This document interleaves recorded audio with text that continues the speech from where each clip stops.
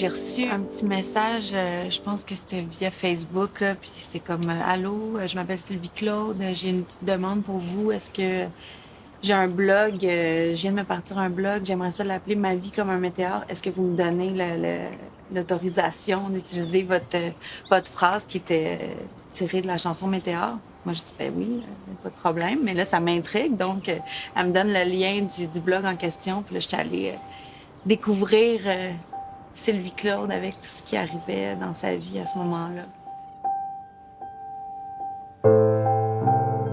Dans le fond, ce cancer-là, ce qui m'est arrivé, les médecins l'ont dit, j'ai été chanceuse. Je me considère comme très chanceuse de l'avoir vu.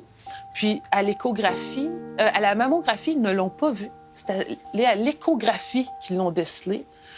Il était pas gros. Puis j'ai été chanceuse parce que le chirurgien, il m'a tout gratté ça. Ça a été agressif là, comme opération pour pas qu'il reste rien. Puis il y avait pas de ganglions positifs autour.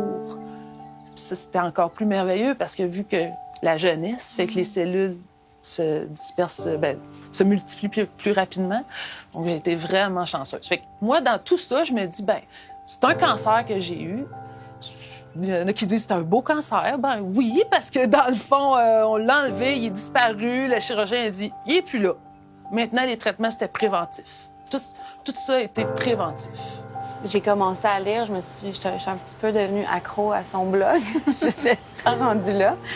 David, lui, j'avais juste mis au courant, tu sais, bon, il y a un blog, hein, il est allé lire rapidement le début, puis après ça, lui, il continue à faire ses trucs, mais c'est moi qui ai comme accroché là, puis à un moment donné, j'ai réécrit, j'ai dit,